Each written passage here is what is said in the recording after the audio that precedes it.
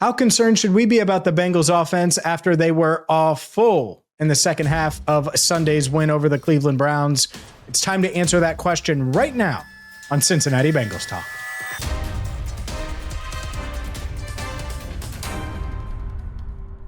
Hi again, everyone, and welcome into CBT. I'm James Rapien of BengalsTalk.com. Hit that subscribe button, ring the bell. We are presented by Sleeper, and make sure you support our sponsors today. Win-Win Athletics, winwinathletics.com, and of course, Christian Husky of Sipsy Klein Realtors. Check them out, sipsyklein.com/chusky. Let's dive in because boy, oh boy, did the Bengals just get out of there with a win, and the offense it literally was awful. 7 yards of offense in the second half, 2 net yards of offense in the second half, just brutal, from the 3 straight sacks to just timing issues and failing to get going.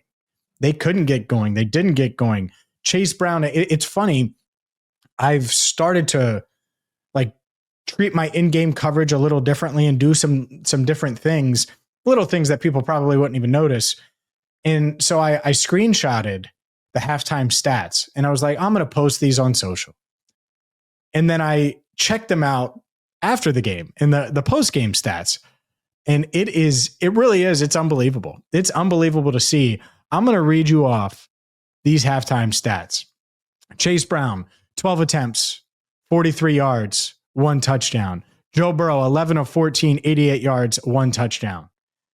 How did Joe finish? 14 of 23. So he completed 3 of 9 passes for 113 yards. That's 25 yards. 3 passes, 3 of 9 for 25 yards. Chase Brown had 43 rushing yards at halftime. Finished with 43 rushing yards, despite getting, 9 more attempts. Yes, it's just 9 more rushing attempts. He had 12 at halftime, 21 for the game. The offense stunk. How concerned should you be? Not very. Not very. What concerns me the most isn't Joe Burrow or Jamar Chase or Chase Brown or T. Higgins related, as much as it's the overall operation. Them looking a little confused and lost. I don't want that. I don't want Joe saying this to Zach, and for those listening, moving his hand back and forth, like speed it up, get the play in. And he did that in the first half, and then they had to burn a timeout and really frustrated. Happened again 2 different times in the second half. I think part of that was they were lost in the sauce a little bit. They had a few different punches to throw at the Browns, and then the Browns adjusted. And the Bengals didn't have that next answer. Here's the good news. The track record is there. The bad news is the track record is there with the communication as well. And I do think that is a concern. I think that anytime you lose a starting offensive lineman, even if Dalton Risner was really good, with Lucas Patrick going down, also a concern. But I also think there was plenty of positives on offense as well. In the negatives, a lot of these negatives are things that I'm not going to be overly concerned about because of one word: equity. No one in the city of Cincinnati has more equity than Joe Burrow. Not many people outside of Joe Burrow have more equity than Jamar Chase. The same thing goes for T. Higgins, and you could go on and on and on, and even Chase Brown, equity. So yeah, we could talk about Zach, and I'm going to. We could talk about why the Browns always seem to have the Bengals number, and it might just be as simple as they can really rush. They have the best pass rusher in the game, and they have sticky good corners. Joe Burrow called them the best duo in the NFL, Denzel Ward and Greg Newsome. It might be that simple.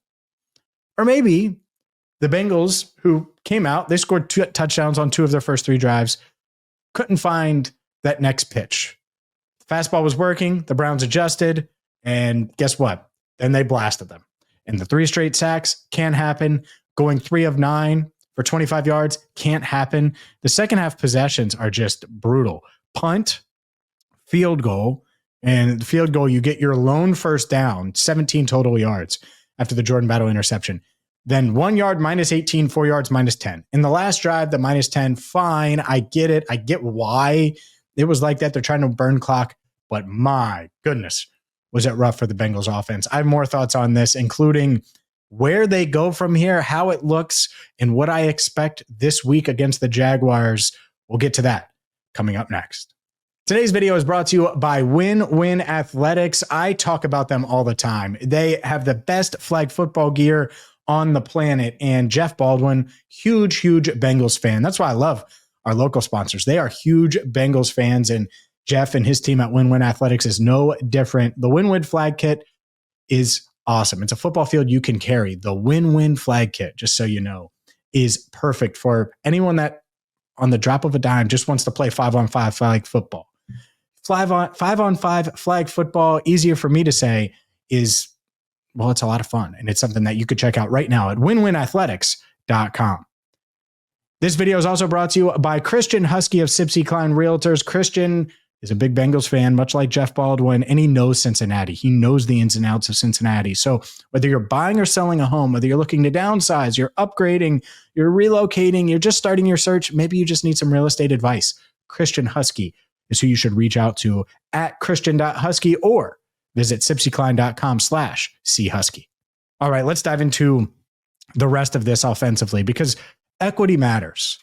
And so I'm not overly concerned here. They've built up a lot of equity. The offense is the least of my concerns coming into the season. And the one thing that I was really worried about was the offensive line. I thought they held up pretty well. Now, it doesn't mean they were perfect. 3 straight sacks, not going to be perfect.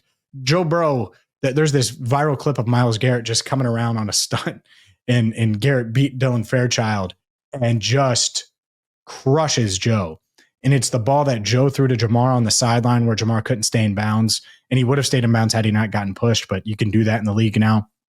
Look, I think when you're a little off timing wise, when you're on the road and you're playing those dudes and you're built the way the Bengals are built, you're going to have to win differently. And last week going into that game, how much did I mention the Noah Fants of the world, the Mike Gesicki's, the Andre Yosevach's? The Bengals clearly weren't able to get those guys going.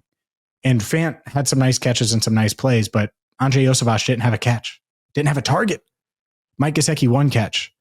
Those things need to change. And so that's where I'm at, is it's like, okay, well, obviously you got to unlock Jamar, unlock T, but when you're playing a division rival that knows you well and they can play sticky good man-to-man coverage, well, those guys aren't going to be able to be your go-to the whole game.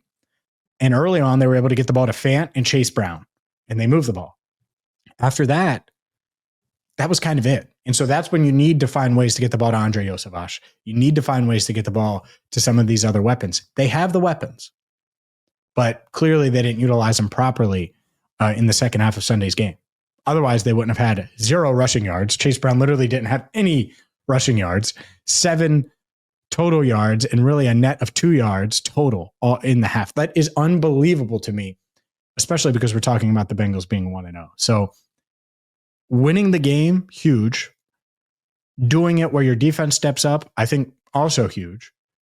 And we're going to talk about this on Enter the Jungle on Tuesday night. Like, what are you more concerned about, or what do you believe in more, the offensive issues or the defense thriving the way it did? So I think it's a good spot to be in because you are 1-0, and because the unit that struggled has all that equity and has been there, done that.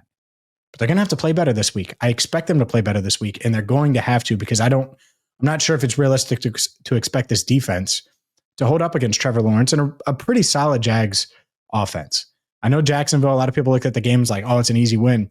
And I get why you would on paper, but Jacksonville is not going to be easy to beat, especially because they do have firepower on offense. That ground game certainly got going against the Carolina Panthers, but I think their passing game as well. You got Brian Thomas and just a bunch of other guys as well that are going to make big time plays. And obviously they have the 2nd overall pick as well in Travis Hunter, who's playing a lot of receiver. So we'll have plenty of time to discuss that. But what do I expect? I expect more points this week. I think you should too. I think that's safe to say.